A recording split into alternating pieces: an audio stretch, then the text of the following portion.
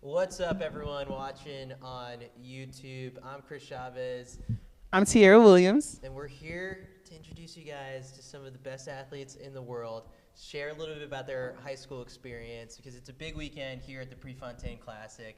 They've officially made it to Hayward for a fun weekend of action. So I'll go around and let the athletes introduce themselves. And guys, don't be afraid to just brag and share a little bit about your medals. But actually, more importantly, too, is in addition to your name, event, where you're from, shout out the high school where it all began. So just so the athletes watching have an idea of where it all started.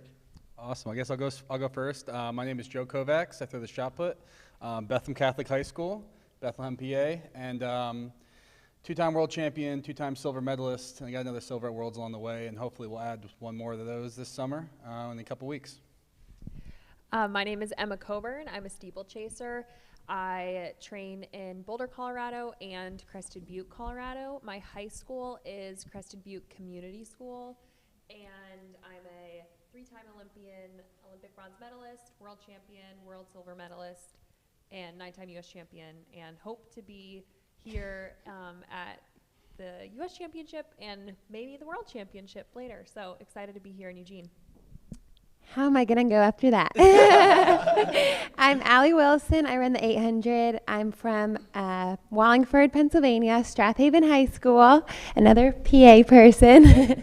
I train in Atlanta now with Atlanta Track Club, and I was a Olympic trials finalist last year, which is my biggest accomplishment to date. Hopefully more to come, though. Current world leader in the 800. Yes. I guess that's my new biggest accomplishment.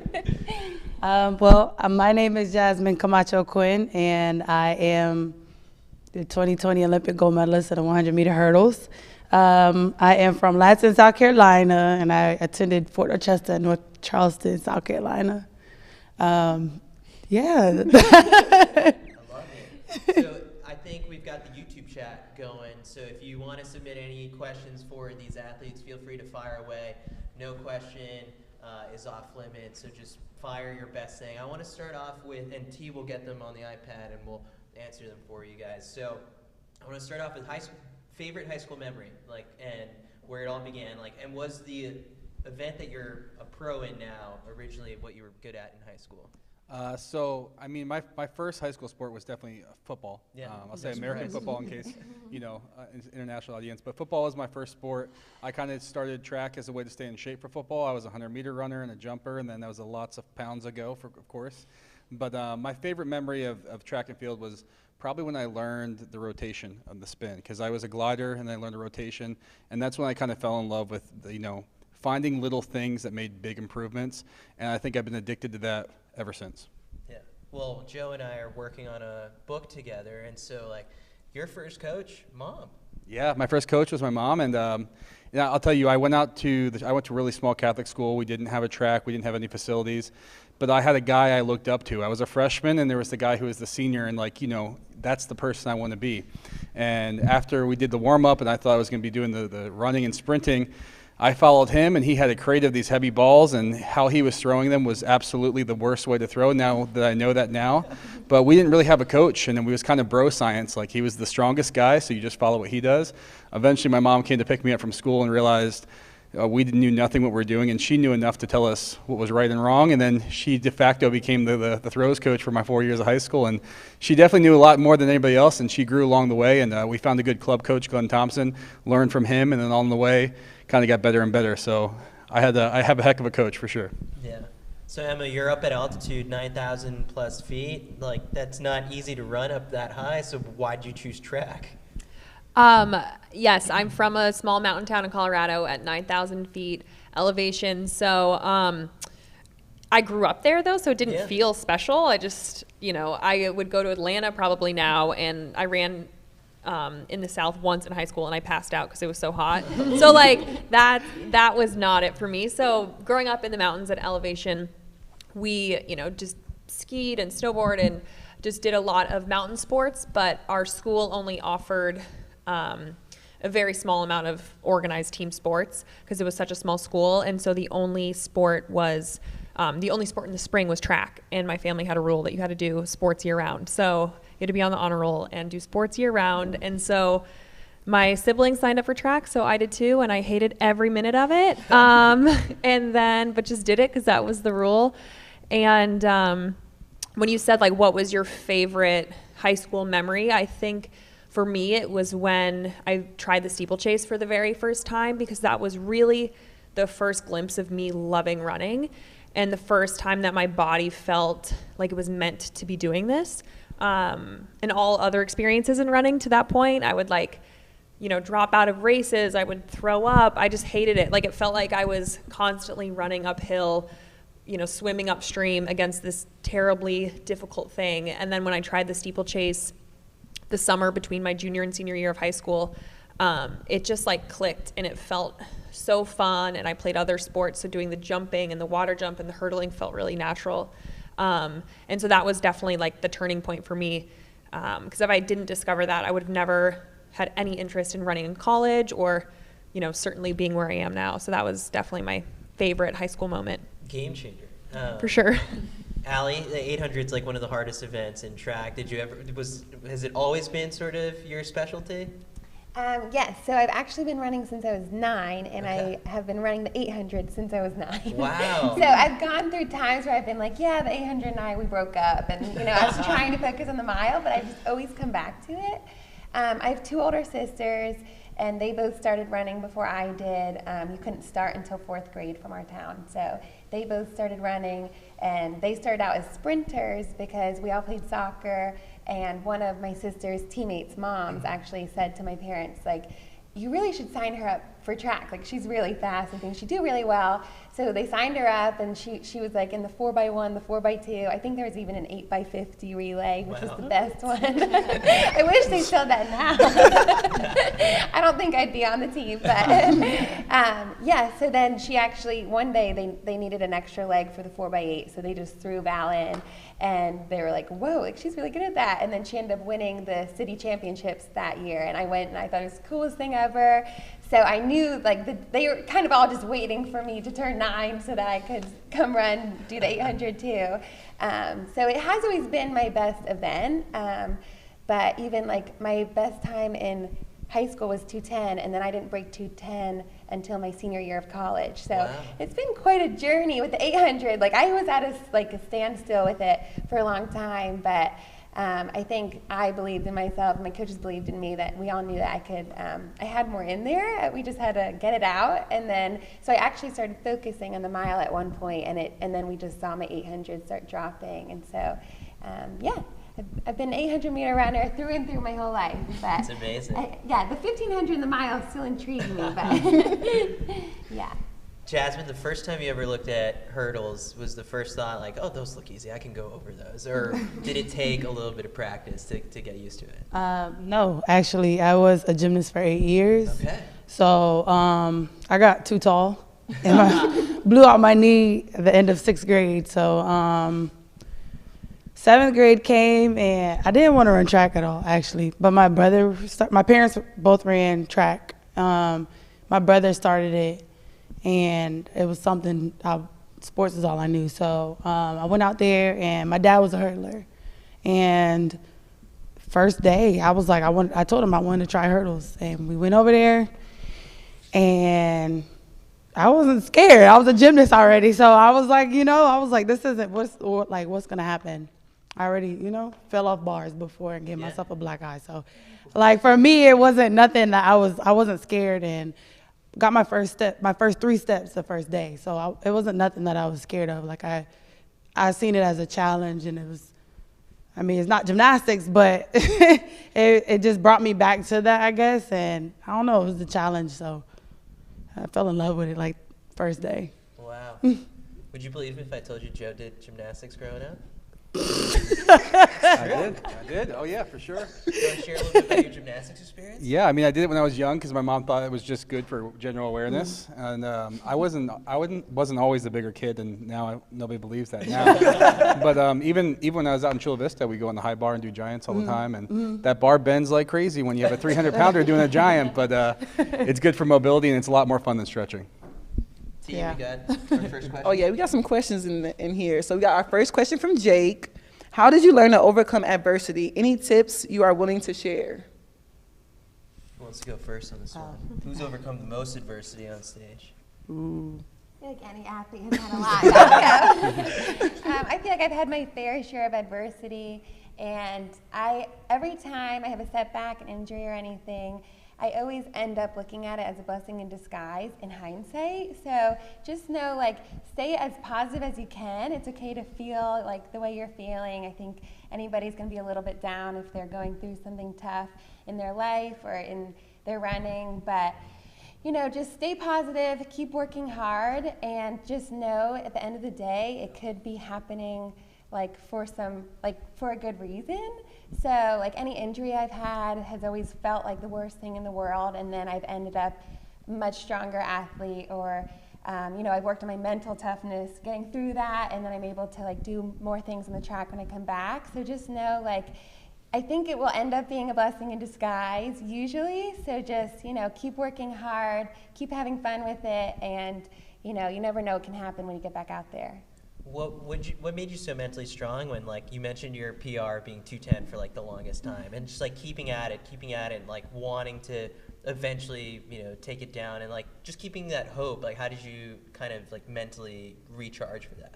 Yeah, so actually when I talk about that I was at such a standstill for so long, at the time I didn't even realize it. Like, I was like really happy about the times I was running, so it wasn't a big deal. I guess I was focused on other things too, like relays and, you know, placing well at meets and in like conference and college and stuff like that, like just trying to do my best place-wise. So I wasn't so much focused on the times, and now I'm like, how didn't I go crazy? Like, I ran the same time for so long.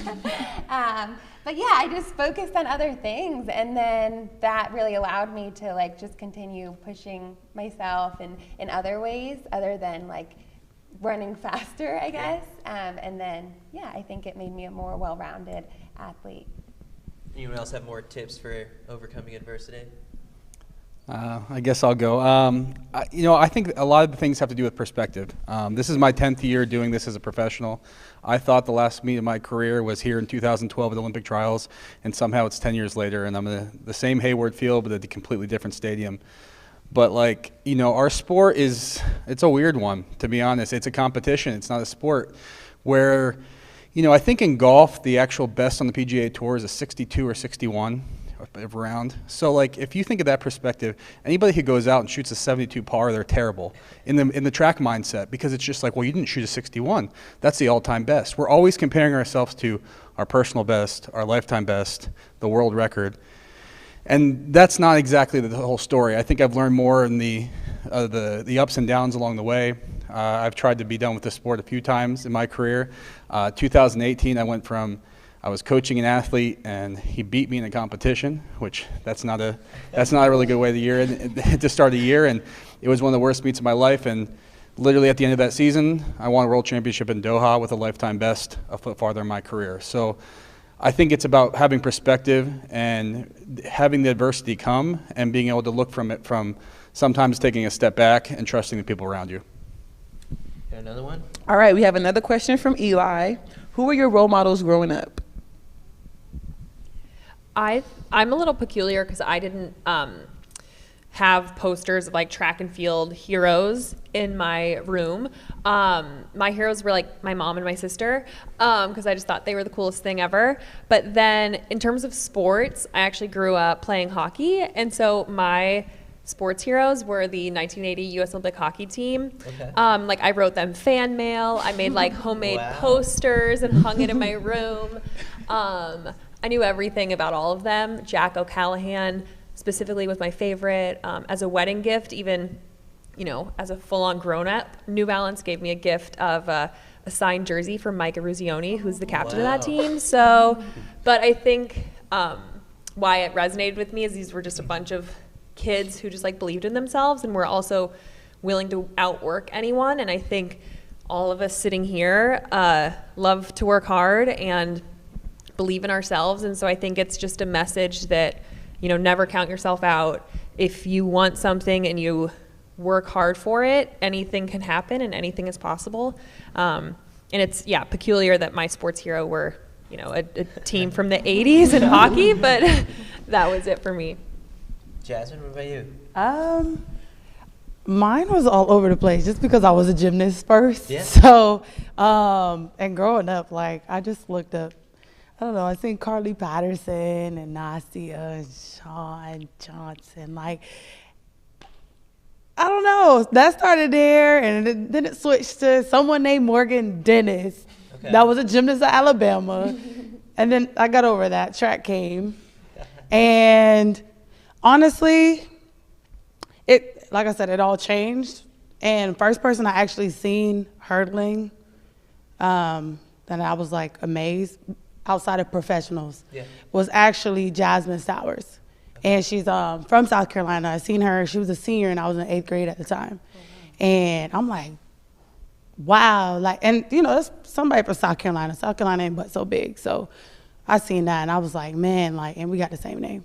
So like, I was just like, that was somebody like I always remember. I still remember seeing the first time, you know, watching her run. So from that, it just went, I don't know, high school, you know, it's a little, you start feeling yourself, you think, you know? So things, you know, and then I seen Brianna McNeil now, but back then Brianna Rollins.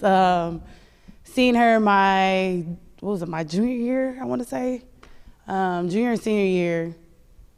So definitely, but always watch Gail Devers. Like, I always had to hear about Gail Devers. So I'll say Gail Devers is on top. But it always switched for me just growing up, just because of different sports too. So even volleyball, because I did play volleyball in high school. And I don't know why, I just, Destiny Hooker, I paid attention to her. So everything changed for me, I definitely say that. I love it. Just to add on to that, I think so much of like Jasmine seeing Jasmine is a good reminder of once I got to college, I looked up to my teammate who was a senior, Jenny Behringer, Jenny Simpson. And then once I became a pro, not only was I training with Jenny, but then I was training with Kara Goucher, who's also so incredible. And I think all of us have probably had people who are 4, 5, 6 years older than us, who you might be at a track meet and just like get to share a meal with them, and you're like texting your mom like, oh my God, I'm at the table with, I remember texting my dad, oh my God, I'm roommates with Jenny at this meet, you know, like your sports heroes, when you can actually hang out with them and talk with them and become friends with them, you realize like they're not robots out there, they're regular human beings, and they just know how to work hard, and they're really disciplined, and they know how to find joy in the sport. And I think for high schoolers, if you're ever at a track meet that a professional is at or a collegiate athlete is at that you admire, like, go say hi. Maybe you can go cool down with them. Maybe you can just engage with them a little bit, because I think meeting those kind of sport icons really makes it more attainable for yourself. I remember meeting Jenny, and she was a however many time national champion at the time and an Olympian. And I was like, she came to practice and she had like a cute outfit on. And I was like, oh, she has cute clothes. Oh, like she's a normal person. She's like, I could be like her. Like, so seeing someone like be a robot on the track and be an incredible performer on the track, when you actually see them outside of that and they're just normal, I think it gives you hope that like, oh, you can achieve that too. Allie, Joe, who are the people on your walls? Yes, so pretty much going off what the girls have already said, like my sisters, my mom, like all like the women in my life really, and then like I was a soccer player, so the women's national soccer team, anyone who's on that, like I look up to them. Not to put her on the spot, Emma Coburn. Wow. I'm sitting next to her right now. And I was having one of those moments before we got up here, like I'm on a panel with Emma Coburn. I mean, everybody up here, but I've looked up to Emma for a long time. So I feel like, you know, keep up with what you're doing out there, because you could end up on this stage too and be next to the person that you look up to. So That's really cool. Yeah, that's awesome. I mean, I think it's funny when you say Emma Coburn, because sometimes like these people are first name, last name people that like you like put those on the pedestal, then you're like, oh, hey, you can call him Emma now. You know, it's different. And I'll tell you, for me growing up, I didn't really start throwing till maybe my sophomore year in high school more seriously. So I wasn't looking at the throws that much. I loved golf. I was kind of a science fair nerd, so I was kind of maybe into some other things along the way. But the heroes I had in the shot put, the big three, Reese Hoffa, Adam Nelson, Christian Cantwell, I feel so happy, kind of what Emma was saying, that I got to cross paths with them before their careers were done.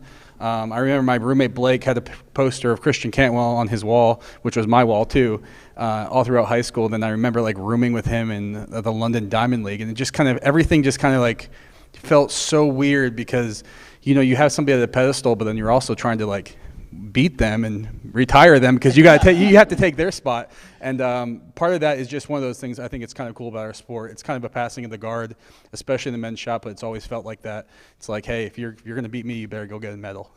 Yeah.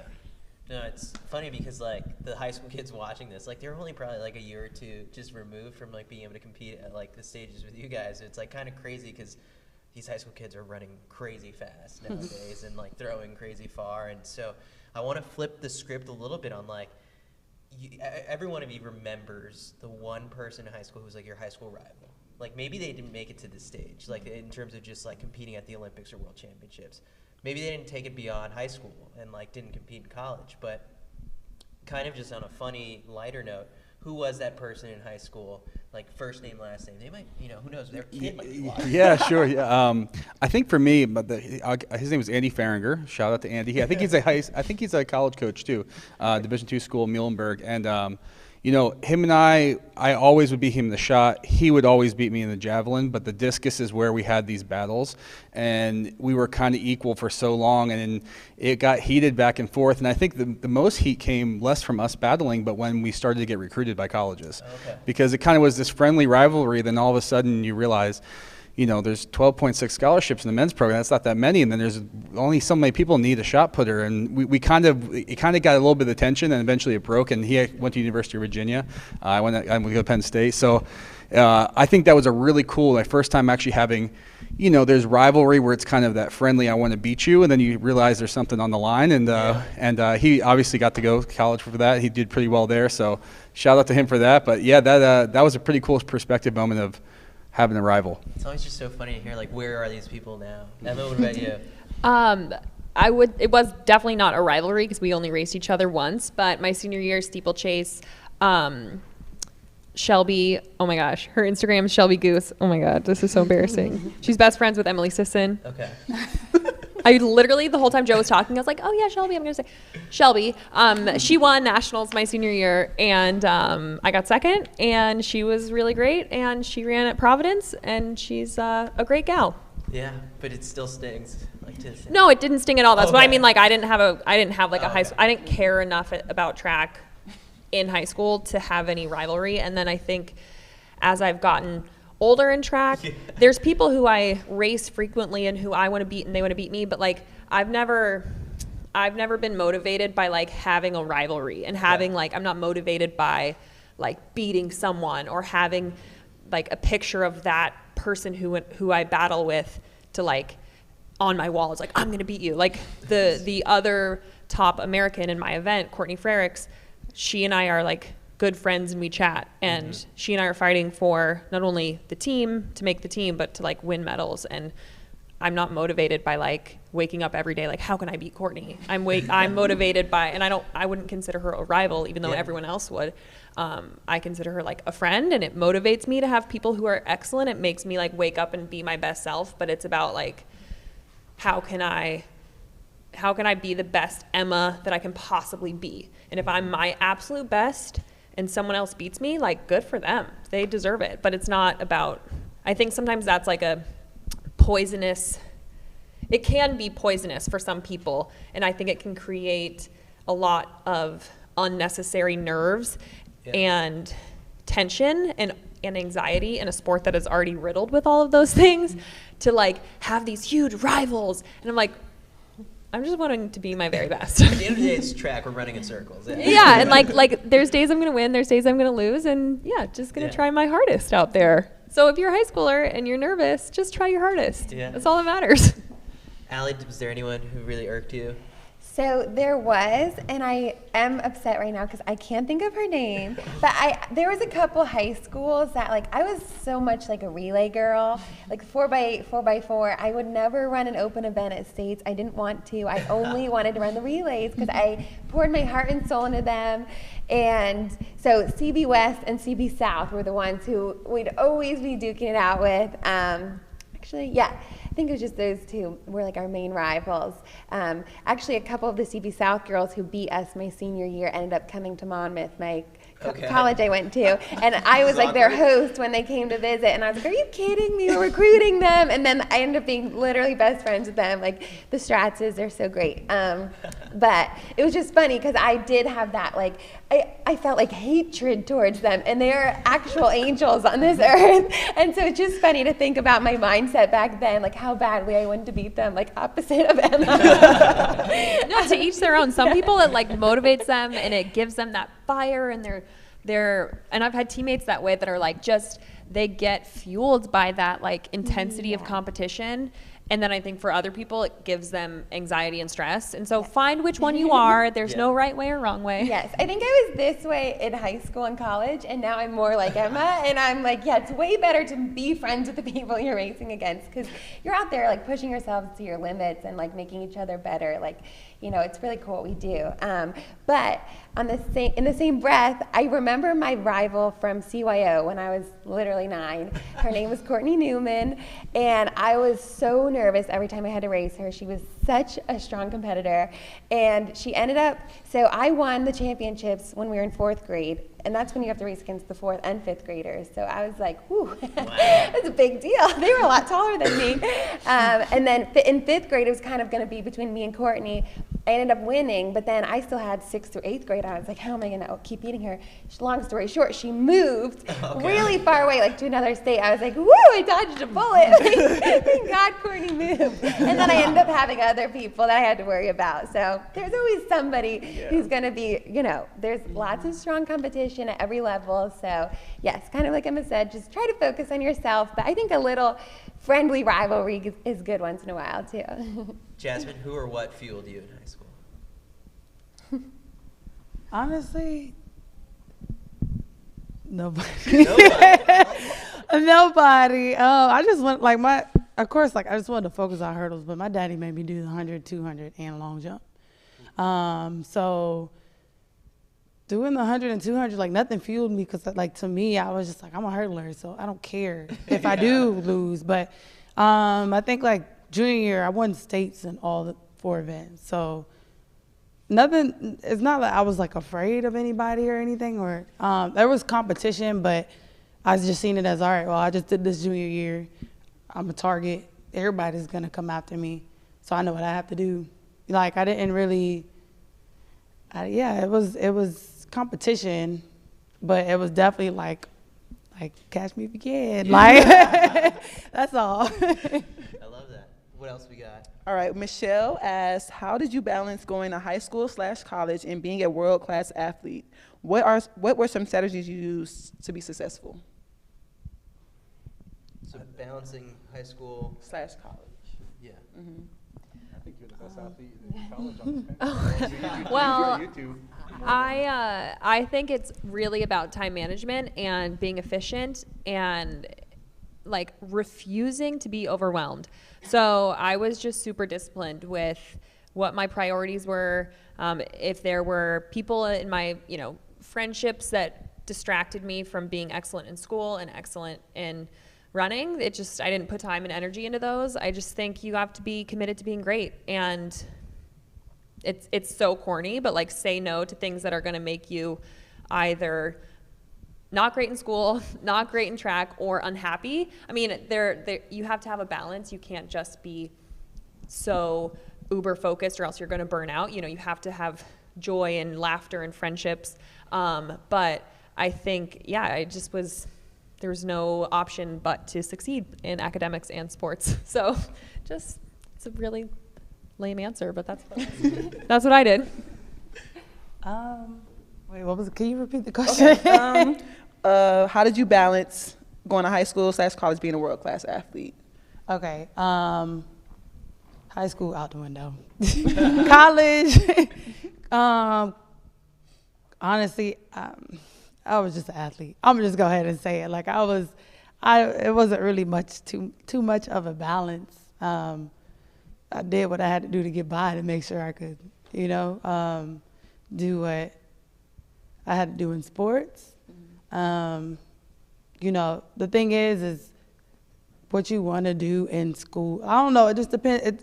It just depends, because if you want to do this major, but this major is kind of conflicting with sports, like you have to change it or you have to pick one or the other. And that's happened with a lot of athletes in college.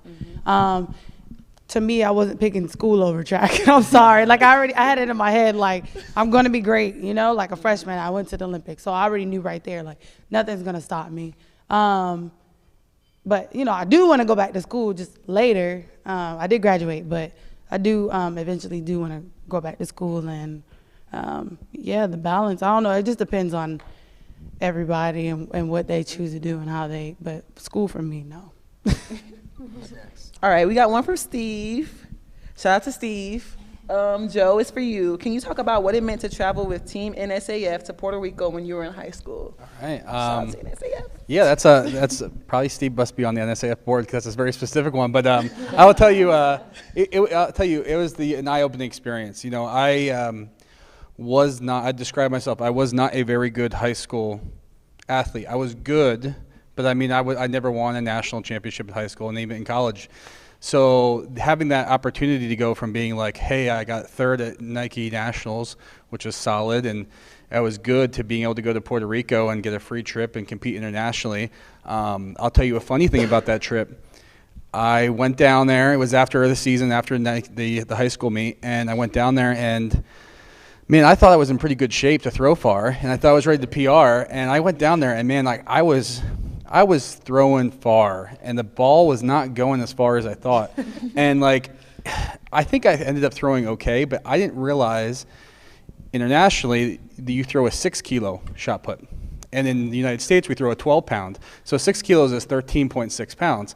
So it made a lot of sense once I got back home and realized I thought I was about to throw 70 feet for the first time, and I threw about 65 feet down there.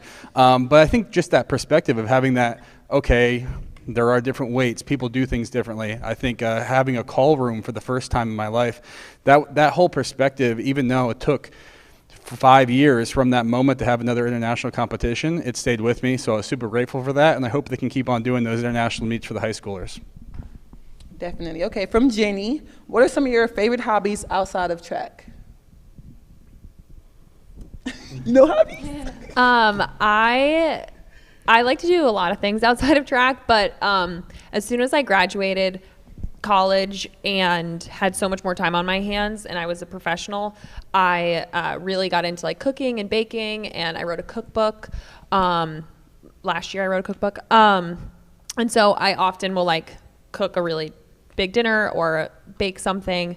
And then I have a lot of side hustle businesses and charity stuff that I do in addition to baking. Joe, golf? Yeah, for me, golf for sure. I guess I already talked about golf earlier, but golf is one of my, I think Tom Walsh, another shot putter, it's one of those things that you just can enjoy and take some time away. I have my pilot's license. I like to fly a plane whenever I can. That used to be what was my dream job, but now I'm throwing a cannonball around the world. But also I think, like you said, finding side hustles, I think that's one of the most exciting things to do. Mine right now is real estate, but the more and more you have, I think as an athlete, your competitiveness transfers to everything. So it's kind of fun to put it somewhere else sometimes. You've told me before, your goal is fly to a track meet, fly yourself to a track. Yeah, and this is actually one of those I thought about doing, and I almost pulled it off, but this year, just because my wife's at regionals right now, and it's been a little bit hectic, but Prefontaine is probably the one I'll do it, because Arnold Palmer used to fly to some of his, golf tournaments, and he did it lots of times, and I feel like that'd be awesome. So I'd love, I mean, of course, a 16-pound ball is heavier than his golf clubs, but yeah, I owned an airplane for a little bit. I did my training in it. I actually ended up selling the plane because it was really, really small, and I weigh 300 pounds, and 6 pounds of me every 6 pounds is a gallon of fuel. So we weren't gonna get from Nashville to Oregon in that plane, but hopefully in the future, that's one of my things I'd like to check off the list. I'd be so terrified. Okay, so I don't know if these even count as hobbies. Every time I get this question, I'm like, I feel like I don't have any like traditional hobbies, but I love cooking as well. I don't cook as often as I want to, but I love like picking like on a Sunday or whatever, picking out like a really elaborate recipe and then going and making it and spending like all day making it. But I feel like what I like to do when I'm not running is literally like hang out with my friends and like get coffee or get food with my friends. I could do that literally every day of my entire life. Just run in the morning and then hang out with my friends and my teammates. I just think that's so fun. One of my teammates, Yolanda, she's from Sweden, and they actually have a word for when you get coffee with your friends. It's called fika. And so we're just like every day we're like, fika, time to fika. We get so upset when we can't go do it. So I feel like coffee and food are kind of my hobbies. So I love to do that. I love to do anything outside. I think it's super important to get outside. I really enjoy walking. I feel like that's not really a hobby, but I think it's like really relaxing and very underrated. I feel like no one walks, and I'm like, when I run at the same river every single day, and every time I walk, I see something new that I've never seen before, and I'm like, you just see so much more when you're walking. Sometimes it's nice to like call someone, and I like to talk, so maybe that's just what my hobby is. Call people, hang out with people, but I feel like those are some of the things I like to do. Yeah. I was gonna say, on these walks, is it like music in, or are you taking in like nature and all that stuff? I like to just take in the nature, no music, but if I'm gonna do something while I'm walking, it'll be probably call. So like sometimes I'll call my coach because I like to call him a lot. And so I'm like, then I'm kind of killing two birds with one stone. I'm seeing a lot. I feel like people are always out like walking their dogs and stuff, then I get to pet them. But I feel like anything outside is always refreshing to get some air, and sometimes I feel like we're so cooped up inside and on our phones, on technology and stuff like that, and I think it's really important to take some time every day to do something other than that, whether that's read or yoga or just anything really. But that's why I feel like hanging out with my friends is fun, because then all of our phones are down. Like, there's my biggest pet peeve is when you're hanging out with someone, they're on their phone. Yeah, I same. feel like it's like, such a red flag. So I'm like, whenever I'm with someone, like I won't answer people all day, and they'll be like, where were you? I'm like, well, I was with people. I wasn't gonna be talking to you while I'm like using somebody else's time. So I guess those are my hobbies. Jasmine, you were shaking your head like no hobbies, but has something hit you? I mean, I shop all the time. That's a great hobby. I feel like after we get done working out, coach, I just want to lay in bed. Like I don't really want to do too much, because I feel like if I go out and do something, I'm gonna be too tired the next day. Like I feel like I'll burn all my energy after, and I don't know. And then weekends come, you got to be really careful what you do. Yeah. I don't want to say it, but you got to be really careful what you do so it doesn't hurt you on Monday. So it's just one of those. But I do love to shop and sleep. Yeah. What else we got? From Lizzie, what are your favorite memories with your former teammates? Like NSAF teammates? No, it just says former teammates. So we can go college, I guess, high school. I guess we'll go down the line. My favorite memories, I think, happened in training and less competition. When I was at Penn State, it's kind of weird. When I say teammates, I think back to college, and that's 10 years ago, but I can think of it like it was yesterday. But those teammates then, like what we did in training, the bonding, the going to do a crazy workout, and then going to the dining hall and just eating way too much food, but you can do whatever you want after you do such a hard workout. I think those fun times, like they live on forever.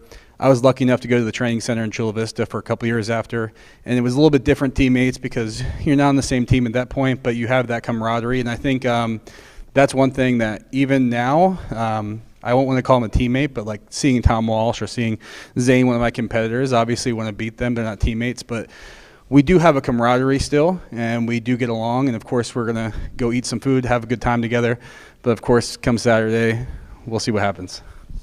Emma, you've got a bunch of teammates still. So many teammates. I train with a group of like 10 women still. And so I would say also like Joe, my favorite memories just come from like the monotony of training, like going in college, going on a 15-mile long run with my teammate Shalea Kipp, who was a 2012 Olympian in the steeplechase. And just like sometimes you're running for 15 miles at 6:20 pace at 6,000 feet elevation, And so you're not saying a lot, but you're just like in an unspoken bond of discomfort and getting through, like, so we're just silent next to each other for an hour and 45 minutes, and you get done and you just feel like you had an 8-hour conversation with them and that you know them so well and you went through something. And so, and now obviously training with the women I train with now, there's 4 or 5 Olympians on the team. Very high level athletes, but apparently we fika, we get coffee and brunch, and it is going through a hard workout together and then having that bonding and that camaraderie over a shared meal. It's, I think going on a run or training with someone is like such a beautiful way to learn about people and really bond. And so yeah, just kind of the boring training stuff is really my favorite memories with teams.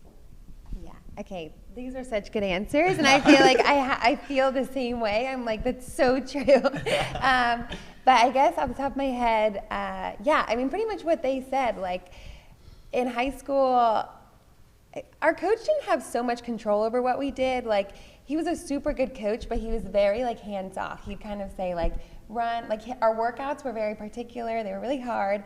But then our other days were kind of up to us. He'd say, like, run whatever you want. And so, you know, I sometimes I'd be like, oh, I just want to run 20 minutes every day. But, like, I had my more distancy teammates who'd be like, yeah, but we have to do one long run.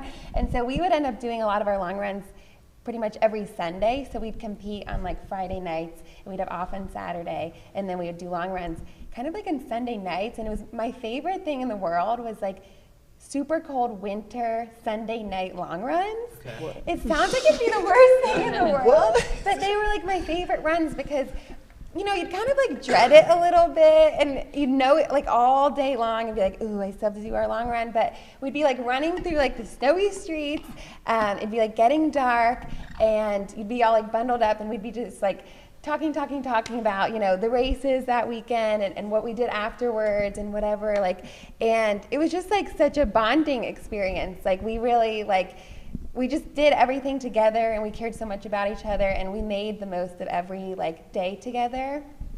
Because running is usually fun, but not always. Like, sometimes it's like you just don't feel like it. And a lot of times on Sunday nights, you just wouldn't feel like it. And then afterwards, you'd feel so accomplished and be in the best mood. It'd be the best way to like go into like the school week, you know, having school Monday morning. And like you get home, you'd be all shivering, you take a shower and eat dinner. And it was just like cozy.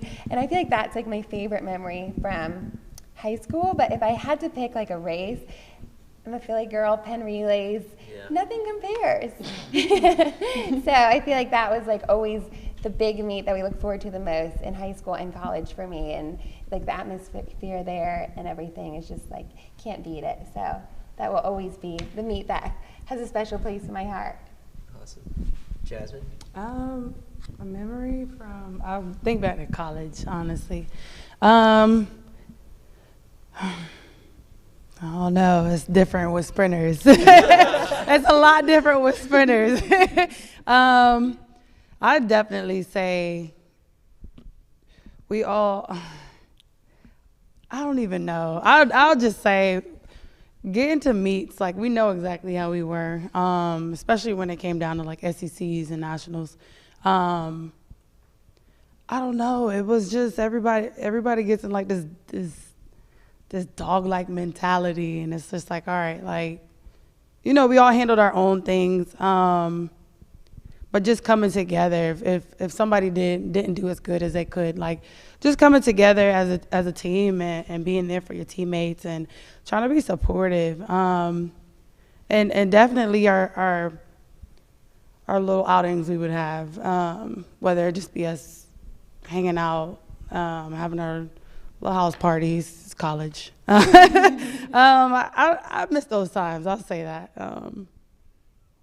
Yeah, especially little house parties. Those are catch a little vibe. Okay, our next one is from Nicholas. Y'all showing NSAF some love out there. How do you think you would have reacted if you got to compete with NSAF at Hayward Field as a high schooler? Okay, I said we're in line. I think it'd be pretty amazing. I never got to have the opportunity, but I think especially Hayward Field has become the United States premier event, premier hosting site, not just for Prefontaine, but obviously the World Championships here. And, I can think back, and we were actually just talking about training partners, and I don't need to neglect, like I train with college girls. That's my training partner. I don't have any, there's no men where my wife is the coach. So I train with those girls every day. And the girl I'm thinking about, Sarah, she won the Nike Nationals meet here last year.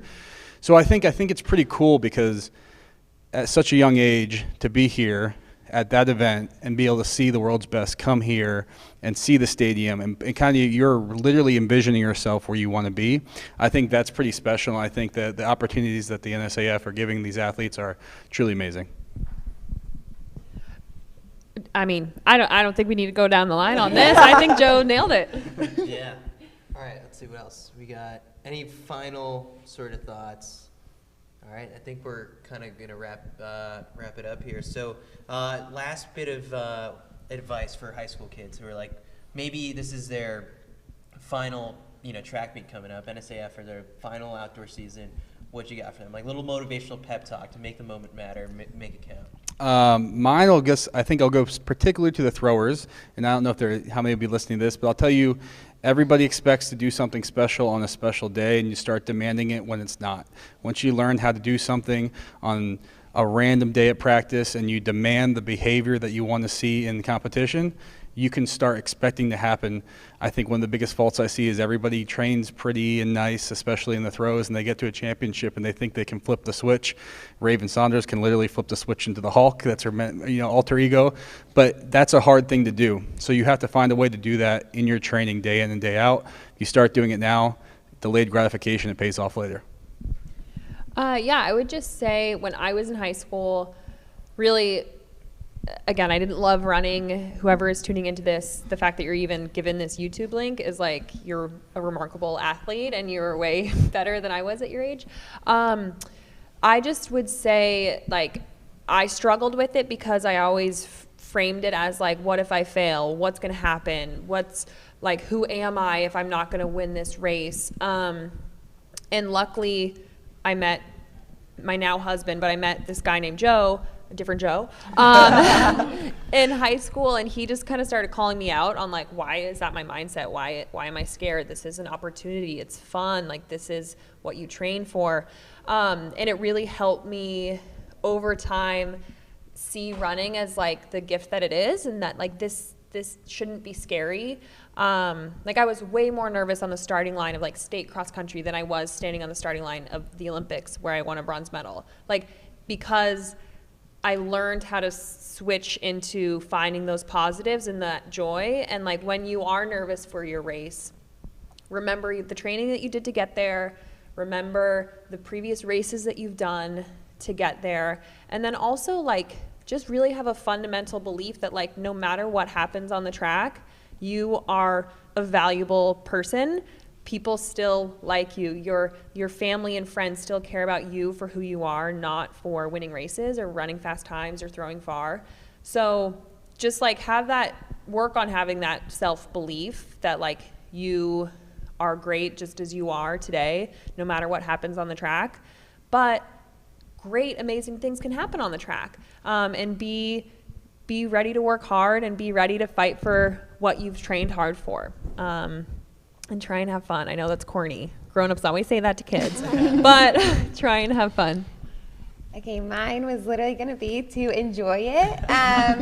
But I feel like it is something people always tell you to do, and it just kind of goes in one ear and out the other. But like, all of you high schoolers out there right now, like, high school was like the time of my life. So just soak it up. Every race, every moment with your teammates, with your coach in school, like, you're really going to look back on those years so fondly. So just embrace that moment. I know you're probably getting antsy, excited about college and beyond and all that, but just enjoy where you're at the moment. And it's okay to be excited about where you're going to go and like how much more you have left to accomplish in your career, but just take it step by step and really embrace the moment that you're in. I feel like that's something I'm currently working on is, it's so easy for me to be happy and be jumping around after a race, but because, I'm proud of myself and I'm happy about how it went, usually, sometimes, sometimes not.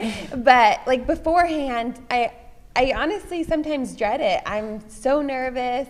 I like let it get the best of me, like my nerves, and I get so worked up about my races. And this year I've really been focusing on, and I'm 26 years old, so I'm still like trying to get there. But I'm just really focusing on enjoying every step of the process, not just after your races and after you did the hard work. Enjoy the hard work. Enjoy before the hard work how much you care and how much it's going to take for you to get to the end of that race, the end of that workout. Because ultimately, if you're enjoying it, you're going to run better and you're going to just have a better experience. So, this sport is super tough. Just don't let it, drag you down. Let it lift you up. Like what you do is really amazing, and what you're doing with your teammates every day is really awesome, and will take you really far in life, no matter like if it's on the track or off the track. So just have fun with it, and don't let your nerves get the best of you. I don't know what else to say because I'm always the last person. Well, just like what was said, enjoy the process. I think that's a good one there, but also like believe in yourself. I feel like those tie in. Once you and also it'll help you gain confidence. I feel like once you gain confidence, I feel like nothing can stop you. So yeah, I feel like y'all kind of said everything. Like I don't want to repeat everything, but definitely. Yeah, I'm just going to say enjoy the process as well. I love it. Well, Joe, Emma, Allie, Jasmine, thanks so much for imparting so much wisdom on the next generation of track and field stars. Hopefully you guys are sharing the same starting line with them in a couple of years. And so wishing you guys all the best of luck competing this weekend. And to all the people watching, best of luck and make it count, at the NSAF championships, and hopefully you guys get to share this stage with them someday. So thanks everyone for tuning in. Shout out to NSAF.